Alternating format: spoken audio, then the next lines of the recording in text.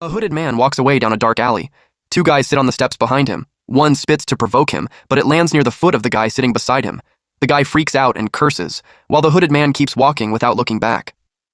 This place was the studio district, which was loud and filthy day in and out.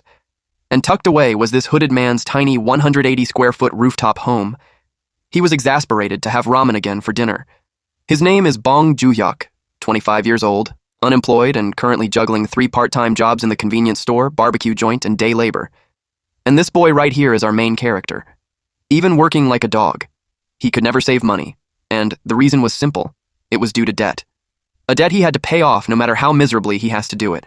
He had no special skills. Simply, he's just a working body, thus, there's no bright future waiting for him. He was thinking of how his mediocre bottom-feeder life when suddenly, a screen appeared in front of him and displayed that he had awakened. He freezes mid-bite, noodles hanging from his mouth. His eyes widen in shock, sweat running down his face. The hot sensation registered to him, and he drops his noodles, splashing them everywhere, and yells that he was scared out of his mind. He was confused. Awakening was considered a blessing. It was a chance to grab a jackpot and completely turn one's life around. It was even better luck than winning the lottery. But the thing was, he could only enjoy that if he's actually alive. Entering a tower was insanely dangerous. He could get torn apart by a monster, die freezing or burning in extreme climates, or from poisoning. There's also the possibility of falling into a trap and getting crushed to death, and so on. Even when he sees injustice, he generally turns a blind eye. He avoids dangerous situations at all costs to the point that he never walks under construction sites. He considers himself a bottom feeder and a nobody, and he lived that way for 25 years. And now, he was being told that he had awakened, naturally. He would doubt this. He even thought that he just dozed off because he's tired. He called the status window, and it actually appeared. It showed that he's affiliated with Black Tower, Korea, and he's at level 1 with the trait summon, and he could summon 1 at the moment. His trait skills were targeted summon, random summon, and dismiss, and his common skill was to enter the tower once daily and his tower inventory. Seeing that it's all there, he started to believe that it was real. Awakened were granted an ability known as trait. The types range from swordsmanship, spearmanship, shield arts, archery, and martial arts. There's even gigantification, heavy swing, summoning, healing, and many others. Among them, summoning involves spirits, phantom beasts, golems, demonic beasts, and so on. It was generally known as the ability to command specific types of summoned creatures. It made him curious on what kind of summoner he would be. Now that he awakened, he thought of casting a skill with some flair. Our boy tried to look cool and shouted, "Summon!" Nothing happened, so he embarrassingly tried random summon. But there was nothing. He remembered that it doesn't work outside. A player's ability, including skills, were only valid inside the tower and cannot be manifested in the outside world. Aside from checking the system status window, a player was no different from an ordinary civilian while outside the tower. Anyone with an internet connection knew that. He felt like an idiot. So now, he firmly believed that there was no way a skill would actually activate outside a tower. Unexpectedly, the screen displayed the initialization of random summon. His eyes widened when he saw that. Then, a glowing door suddenly appeared, and a man showed up. He looks completely freaked out. His eyes are wide, he's sweating a lot, and his mouth is open as he panics, not understanding why it's working. Moreover, the summon was a person. The man answered that he's completely human and gave him a salute. Joo-hyuk couldn't fathom that it was a successful summon, even though he wasn't in a tower. And it's not just a normal summon like a spirit or a golem, but a human. This human smelled something. He got excited when he saw a ramen and asked if he could take 1 bite. Joo-hyuk simply replied, "Sure." The red-haired man happily took the ramen. Behind him, Joo-hyuk stands frozen, staring in disbelief. He realizes that instead of something dangerous, he summons a shameless freeloader who only takes 1 bite. The noodles were being slurped vigorously. This red-haired man sweats buckets from the hotness level. Joo-hyuk thought of him as a spice wimp for thinking that mild udon was spicy. Moving on from that, he was still baffled on how his skills successfully activated outside the tower, and a human summon at that. He never heard of such a thing. He opened the status window, which showed him that he could summon humans and demi-humans on the range that they were R grade, rare, S R grade, super rare, S R grade, special super rare, up to L SSR, legend special super rare. Aside from that, seamless communication was possible between the summoner and the summoned in all situations. It was news to him that there were rares. He felt like he's pulling for game characters or something. Then, the system informed him that he was bound by the 3 mandates. The 3 mandates of the summons are, first, the summon shall protect the summoner's life above all else. Second, the summon shall obey the summoner's commands absolutely. And third, in the event of a conflict between Mandate 1 and Mandate 2, Mandate 1 takes precedence. He likes the sound of absolute obedience. Then it made him curious on who exactly was the human that he had just summoned. The details flashed on the screen. It showed that the man was the Cruel Guild's insane assassin, and his name was John Cossack. Grade was SR, super rare, and he's a human assassin.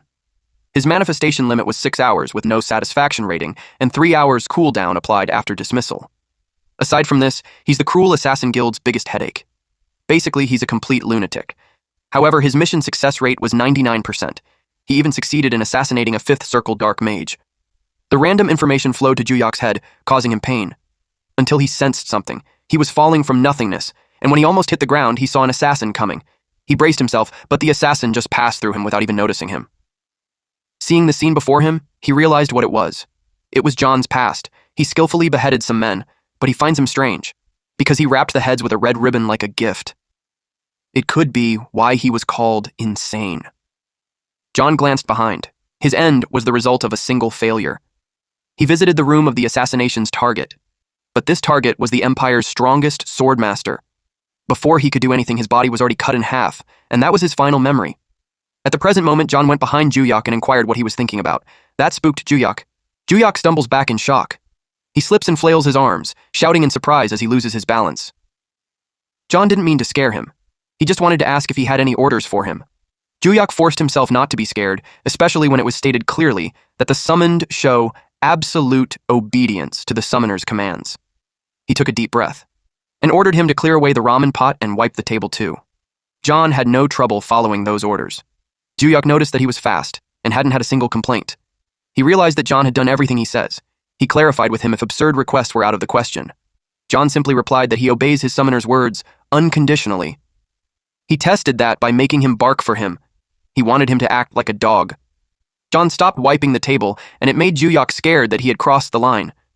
Especially when John was a powerhouse in his past life, so his pride must be immense. It made him worried that he would snap. But John barked happily, and it left him speechless. With a dumbfounded expression, he gave a thumbs up as he confirmed this absolute obedience. Suddenly, someone banged on his door. They knew he was inside and demanded that he open up. He had forgotten that it was the day the interest was due. Immediately, he told John to get up. Apparently, Juyok borrowed 10 million won. No bank would lend it to him, so out of desperation, he went to a loan shark. His father had slipped on ice and fractured his hip, and he needed the money for surgery, plus his little brother's college tuition. He had no other choice. He thought he could pay it back quickly, but the principal remains untouched, and he has already paid back over 5 million won just in interest. He knew it was a stupid move, but he had no other choice. Even if he were to go back, he would have made the same choice. They insist on seeing him to check if he's okay. He whipped his head towards John's direction. John already had his dagger out and was ready to sever the man's head in his command. But that wasn't Juyok's intention. Seeing the way he acts, he knew he'd cause a disaster. He told him to hide in the bathroom and not move a muscle there while keeping his mouth shut. John wanted to know if he's even allowed to breathe. He was relieved when Juyok replied yes. As soon as Juyok opened the front door, a hand was wrapped on his nape. This scary-looking man confirmed that he looked healthy and expressed that he was worried he might be sick or something when the interest payment didn't come through. Juyok didn't dare to move and simply apologized that he forgot. And then he informed him that he just sent the transfer. The man told him that if it was too tough, he shouldn't force himself and suggested that if he's desperate, he could always carve out an organ and sell it. He added that life gets a whole lot easier with just one kidney. One of those thugs suggested that the punk has a little brother. The man agreed that the brother works too, especially that the younger they are, the better the price. Hearing that made Juyok's face turn grim. The man noticed his expression and commented that it looked like he was ready to take a swing at him. When he looked up, he had an awkward smile and told the man that he would never do that.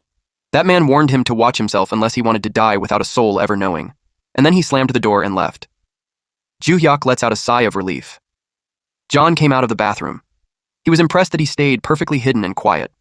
John replied that it was because it was his command. Suddenly, Juyok felt tired. He had double shifts at work, an awakening, a human summon, and a visit from loan sharks to top it off. The debt made him consider climbing the tower. But he knew even if money was great, there was no way a coward like him could survive climbing the tower. John asked what he should do. He asked him if there was something he wanted to do, and if he wanted to return, he would dismiss the summon for him. John asked if he could watch some TV. Juyok had no idea how he knew about TV and ramen, but he's fine with it. He allowed him to do that, so John planned to watch a few episodes of a drama.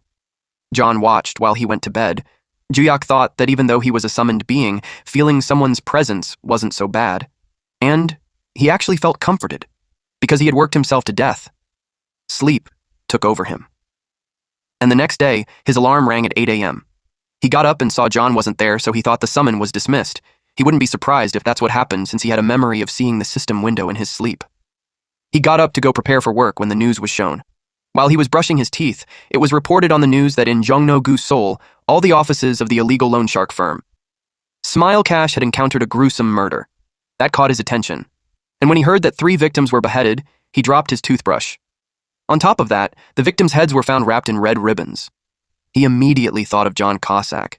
He turned pale when he realized he just summoned a total psychopath murderer. The shocking Smile Cash murder was major news at that time. Their bodies lay in their own pool of blood, and it was evident that one finger of a man was broken, and their heads were displayed like presents. When Ju-hyuk saw it, he got extremely anxious for being fucked. Looking at it again, he couldn't deny that it was made by John. While he was at work, he saw a head with a ribbon, and it was the loan shark's head being placed in the table to be calculated. It shocked him. All he could see now was this headless torso holding a head with a ribbon and the other heads on the shelves. It made him back away when he hit the shelves behind him. But, well, he was hallucinating. The customer asked if he's okay. He apologized and assisted her at once. After the shift, he realized that he couldn't work at his state. He decided to take a break from all his part-time jobs tomorrow. He sighed, as he wondered if people were dying because of him. At his home. He looked at John's details. At the catalog, he was branded as the Cruel Guild's crazy assassin, and his rank was super rare. Type is a human assassin. He has a manifestation limit of 6 hours, no satisfaction rating, and re-summon cooldown for 3 hours. Ji-hyuk knew that he wouldn't harm a summoner, but it was still scary for him. He summoned him, but the screen showed him something else. He was being requested to leave a satisfaction rating for John. He realized now what it was in the catalog. He told him to watch TV, but he went and committed murder that he didn't even order, so he wanted to give him 1 star for being so insolent. His annoyance to him was shown by him putting up a middle finger. That was what he wanted to give, but he knew he shouldn't be that heartless, so he gave him 3 stars instead. Since his mother's job was a rental water purifier coordinator, he knew very well how heartbreaking a low satisfaction rating is. After that, John was summoned. John greeted him with a smile, and thanked him for the 3 stars. He promised to work harder. Looking at how innocent he looks, Ju-hyuk would even doubt if he had killed people. He straightforwardly asked him if he killed those men who went into his house. John proudly admitted that he took care of them last night. Ju-hyuk gasped when he confirmed that he's the culprit. He became terrified when he realized that the man in front of him was a murderer. Suddenly, his stomach churns and his heart races. He calmed himself down since he was absolutely sure that John wouldn't harm him. He asked him how he had done that when he wouldn't even know where their office was. John revealed that he planted a mark of pursuit when those bastards barged into his house. He wondered if that was something like a skill. He asked why he would go that far. John reasoned that they were a threat, so it was better to deal with them in advance. Ju-hyuk argued that he didn't even order him. Then John revealed that it was because of the summon's 3 laws, Article 3. It stated that if Law 1 and 2 conflict, Law 1 is prioritized. Simply put, absolute obedience, however, if the summoner is in a dangerous situation, it could be ignored. Ju-hyuk asked if he would disobey if the summoner ordered him to kill him. John replied that he's correct. He told him that there was no actual threat, so he suggests that it was an arbitrary judgment. John agreed that Article 3 could be interpreted broadly. John's view was that those bastards were risk factors that would inevitably threaten the summoner's life someday, and this was a very reasonable judgment. Ju-hyuk argued that it was psycho-like. He realized what he just said and apologized. John was fine with it since he had heard such words often. It's not that Ju-hyuk doesn't understand, but it could be an extremely dangerous situation. For example, he just walked on the street with John and accidentally bumped shoulders into someone looking like a thug, and that person would probably threaten him with words like, "Do you want to die? I'll pluck your eyes out," but doesn't actually mean to do it. But according to John's interpretation, they would end up with a ribbon on their head without their body. He was in such a predicament. John admits that he was wrong. He asked why he's suddenly kneeling. He explained to him that murder wasn't for his sake. Rather, it could turn into a difficult situation because of it. John reasoned that no one would know. He expects him not to do it again, but John couldn't guarantee that Ju-hyuk made him promise that only do it when a knife was actually pointed at his throat. He didn't want John doing things like that based on speculations. John promised to judge the situation well. His answer was energetic. Since they're done with this conversation, he wants him to go back now. But John brought up something. He asked him if he's not climbing the tower, and Ju-hyuk was caught off guard with this question.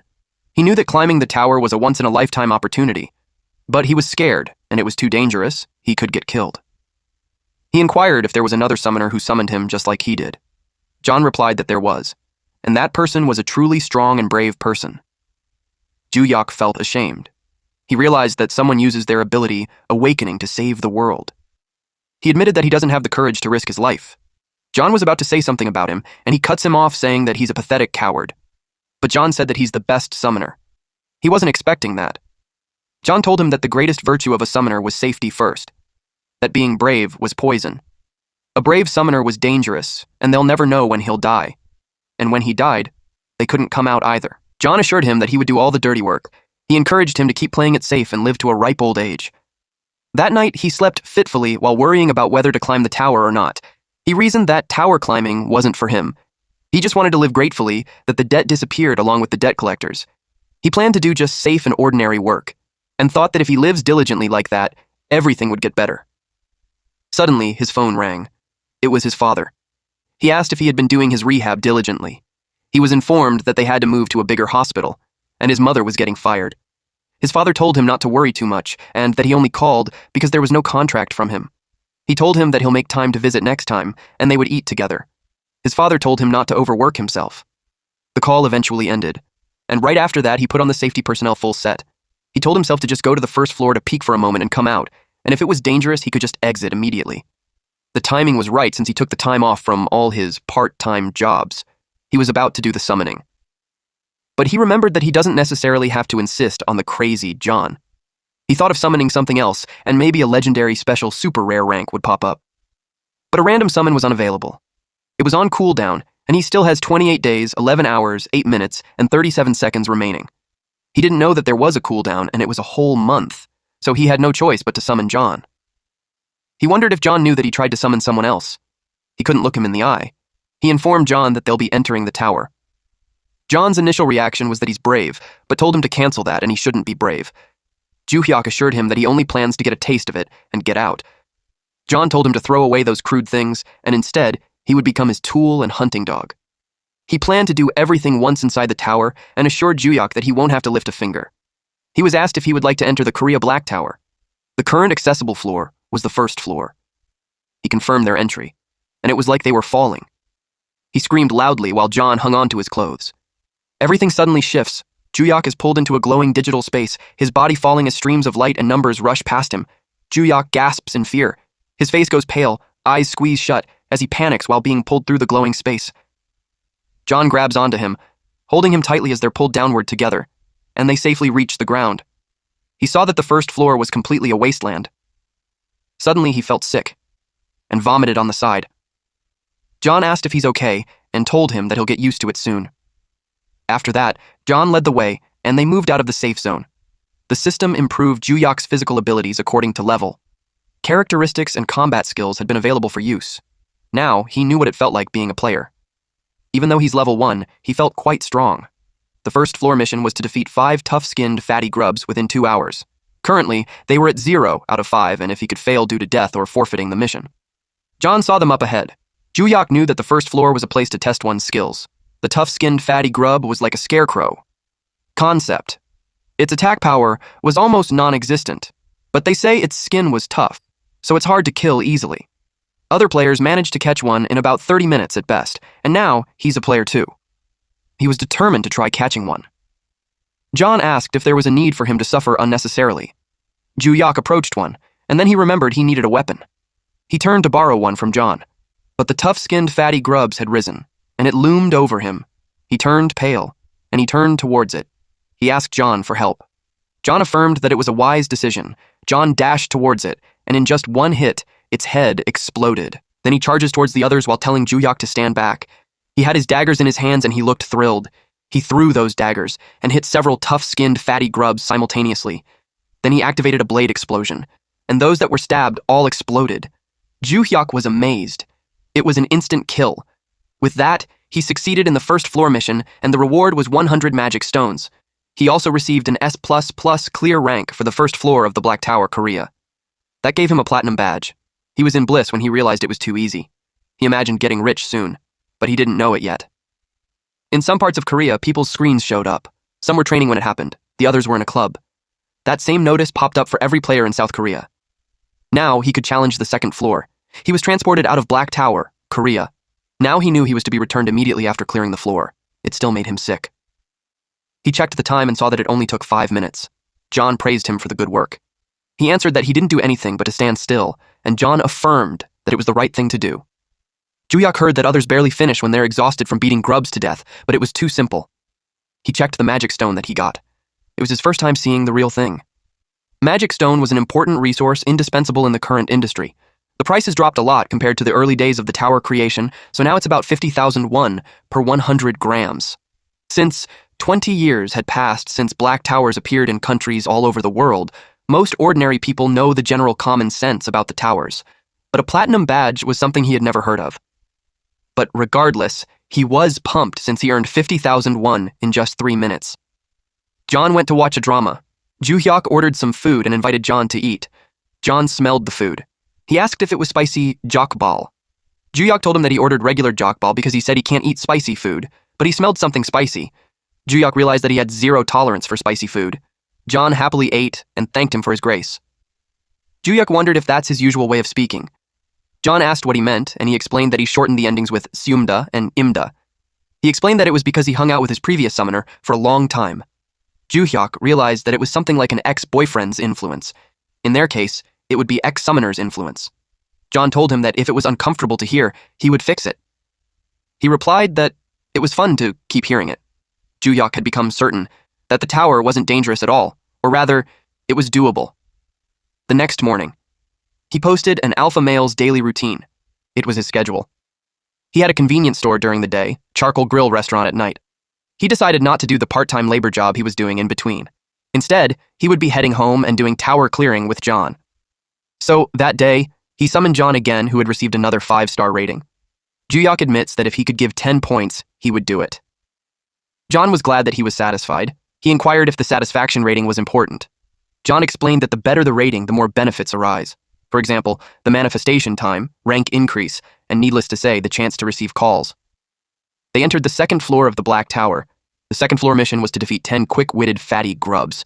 The time limit is 2 hours and his current status was 0 out of 10. If he dies or forfeits, he fails. He realized that the second floor grubs were tricky because they move around everywhere, and they were faster than he thought. He asked what he should do on the second floor. John told him that there won't even be time for that, because it will be done in 3 minutes. He told him that he'd finish quickly and escort him home. Juhyok suggested that they eat chicken and have some beer too when they got back. John thanked him for that, and then he went to cut those quick-witted fatty grubs. Juhyok thinks it was insane. He finished the second floor mission and leveled up. The reward was a 200 grams magic stone. He was notified that he had achieved an S++ clear rank for the second floor of the Black Tower in Korea. He was awarded with a platinum badge. Receiving S++ again made him wonder if it was allowed to be that easy. It was just too fast, and he can even go in and out before going to his morning part-time job.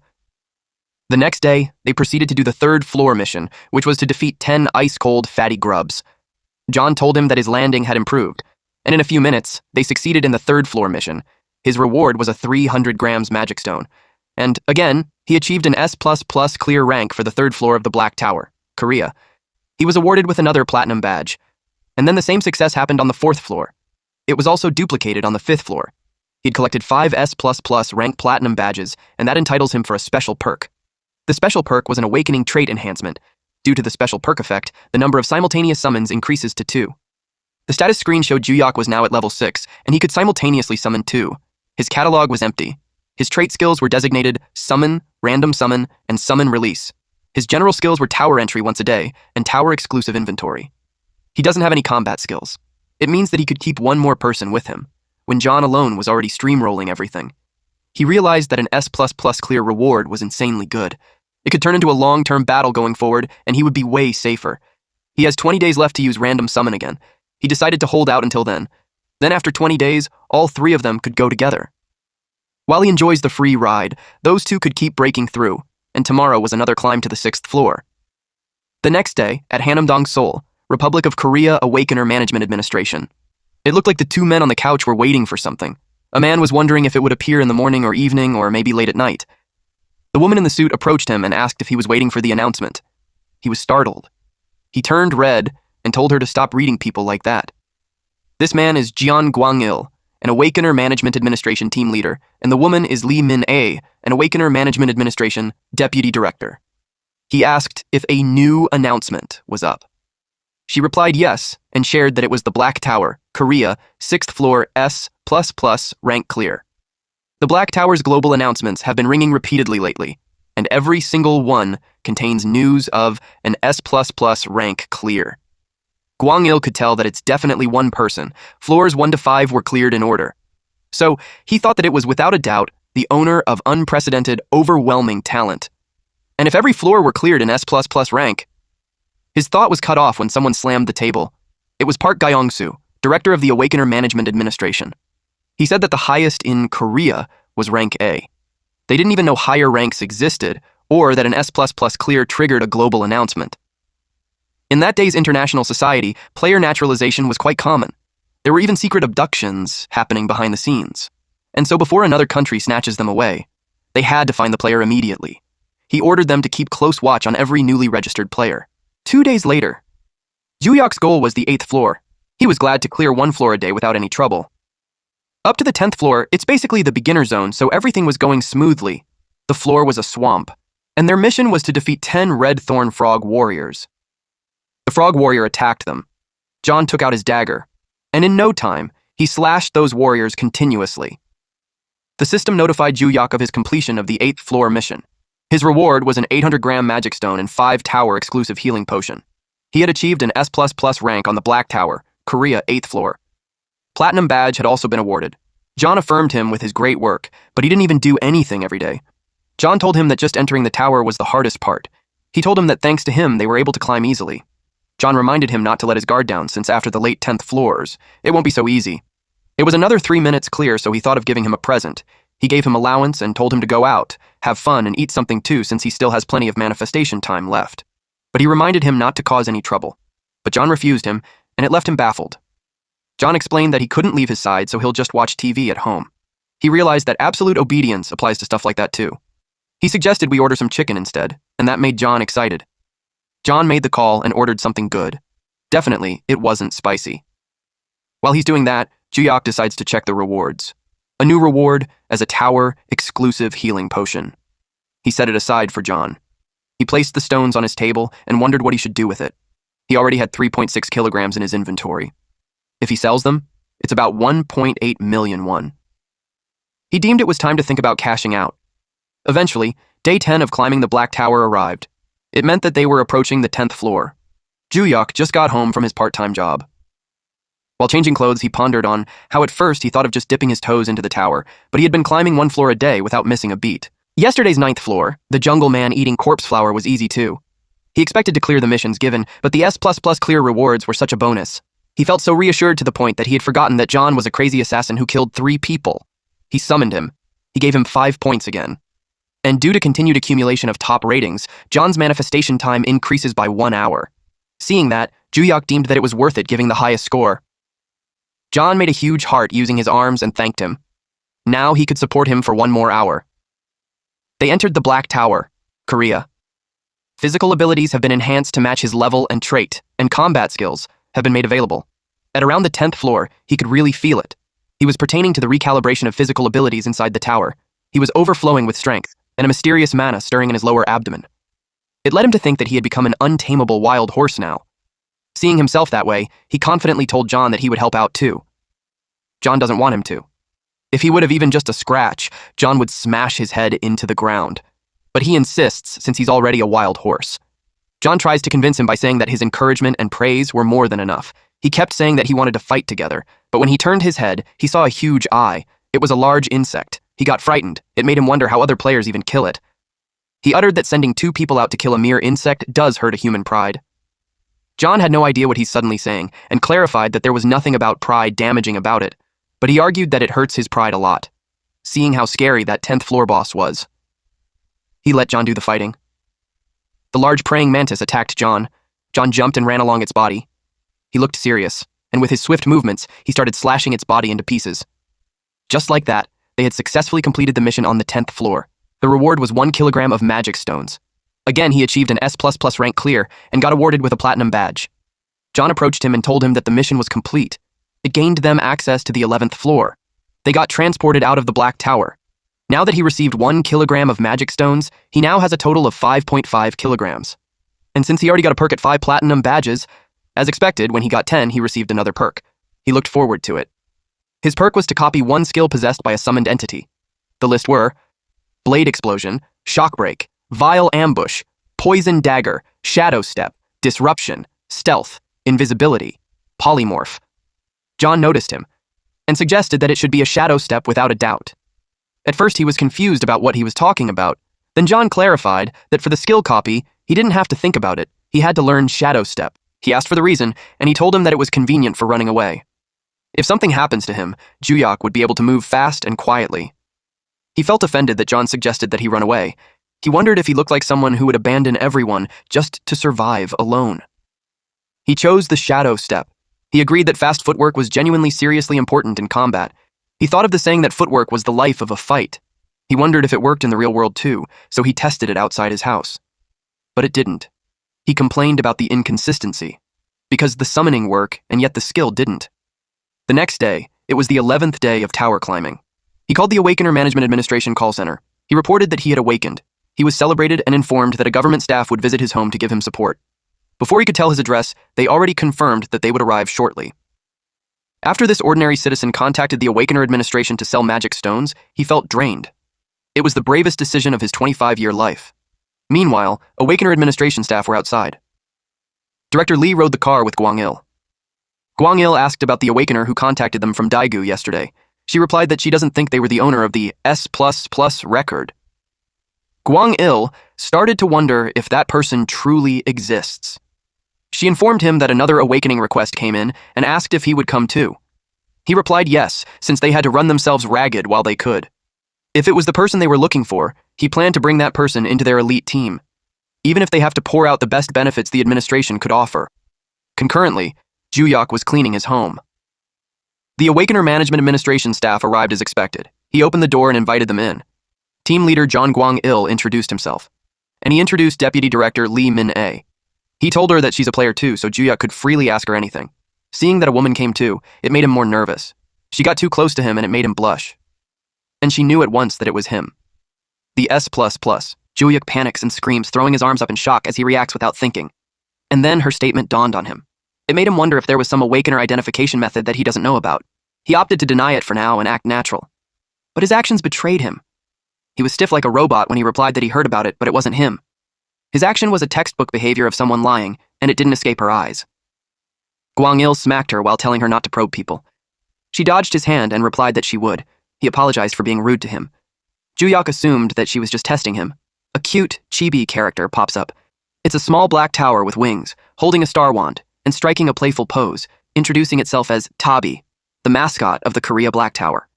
And it discussed the tower, pitch black and ominous in appearance, with an overwhelming size that can't even be compared to the tallest buildings on Earth. It appeared all over the world overnight 20 years ago.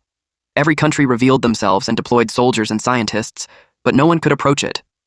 It was physically impossible to access, as if blocked by an invisible barrier. The question on what exactly it was had been answered when players appeared.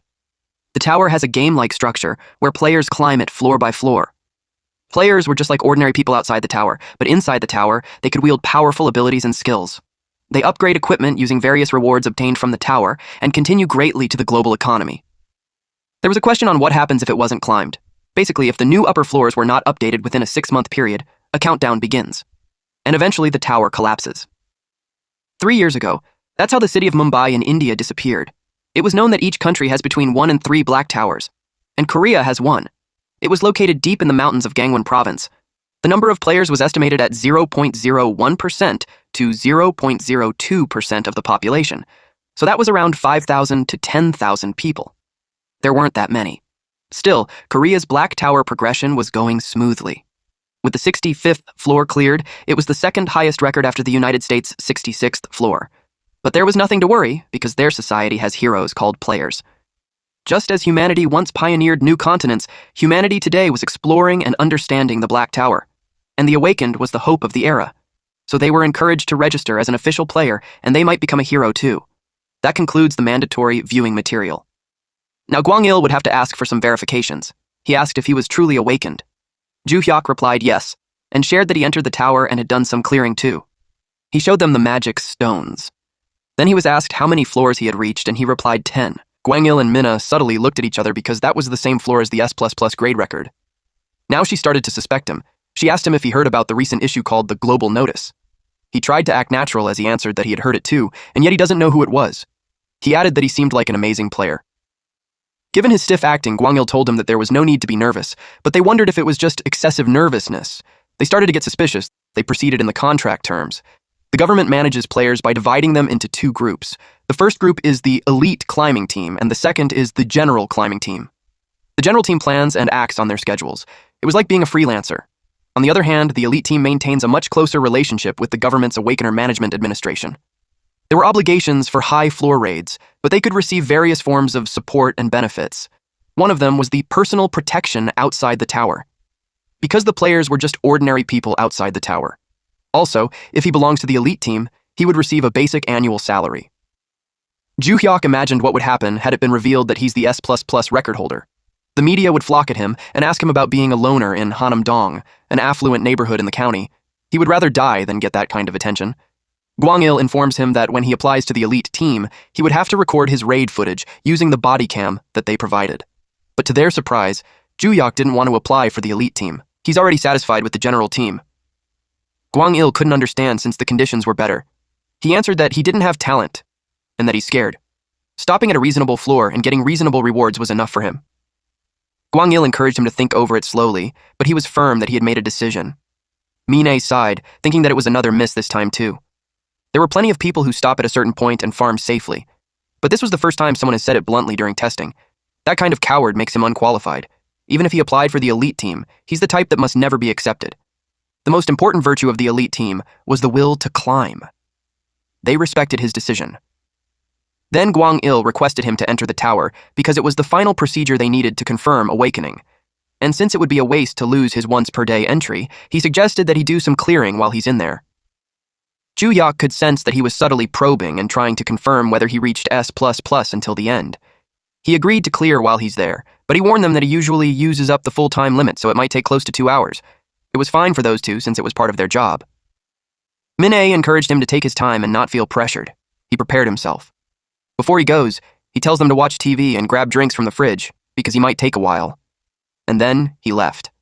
After seeing him vanish, Gwang-il confirmed that he's truly awakened. He asked Min-ae what she thinks.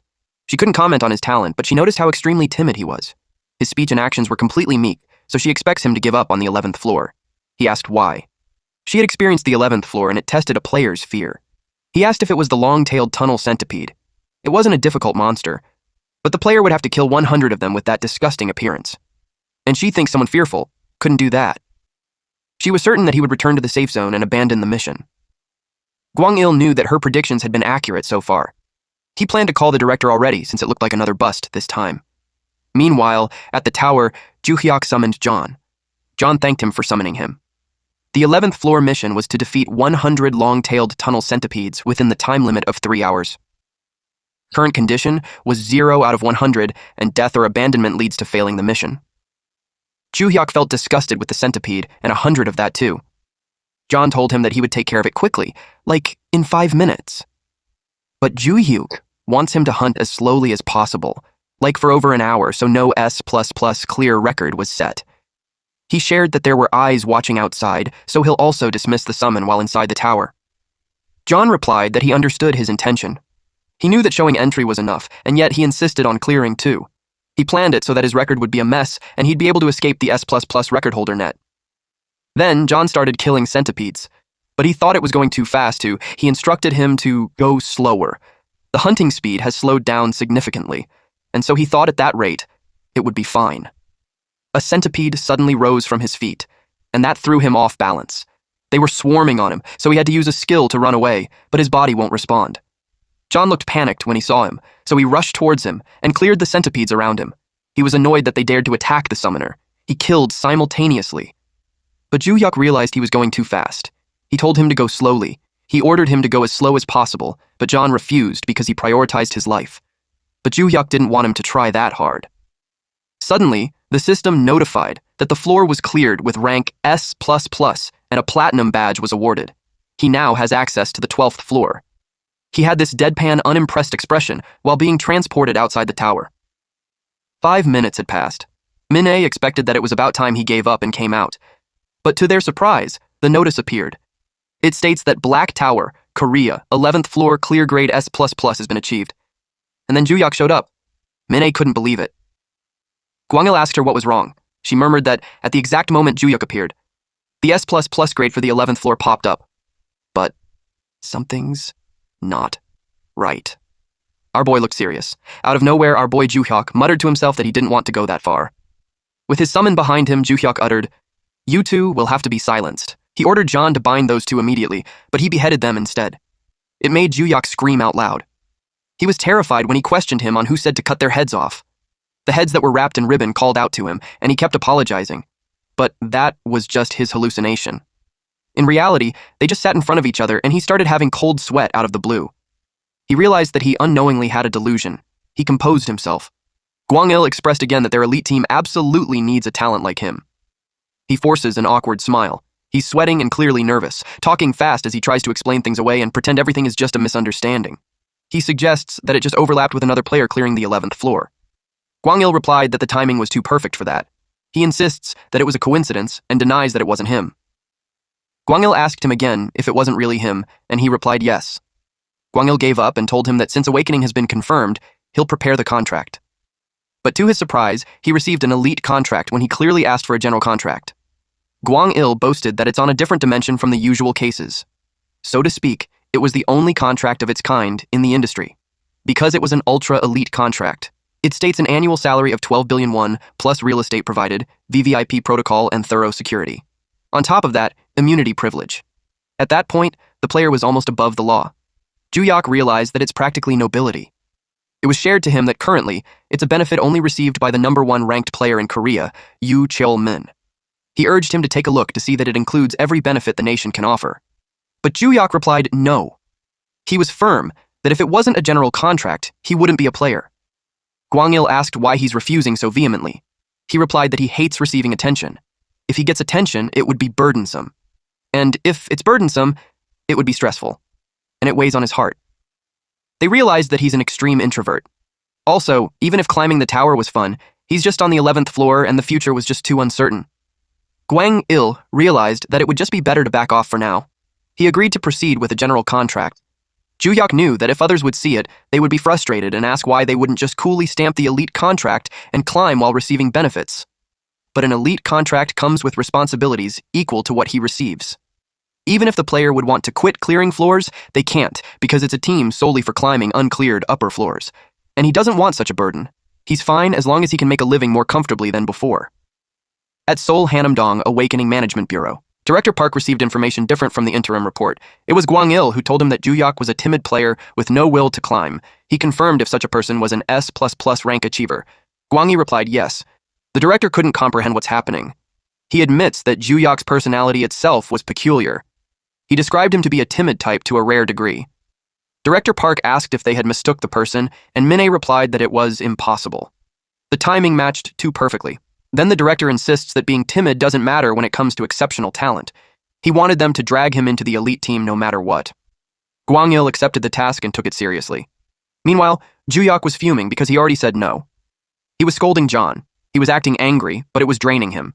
He warned him that if he did that one more time, there would be no mercy. They entered the 12th floor of the Black Tower, Korea. The mission was to defeat 20 ice snow icicle spear weasels within the time limit of 3 hours. Juhyuk summoned John and reminded him to be absolutely slow. Since he saw John answer pleasantly, he had hoped that he could trust him this time. If he clears it normally from then on, he knew the management bureau would lose interest in him too. But the place was so cold. He came prepared, but it was colder than he thought. He tried to endure, but John saw his complexion. John got worried and asked if he's okay. He answered that it was bearable. Immediately, John promised to finish as soon as possible and escort him to a warm room. He was about to say he's fine, so he had to do it slowly, but John had already sped off. John told him that if he's not careful, he'll catch a cold, and a cold is an incurable disease, so he deemed that his life was in danger. With that in mind, he killed those monsters one after another, as fast and swift as he could.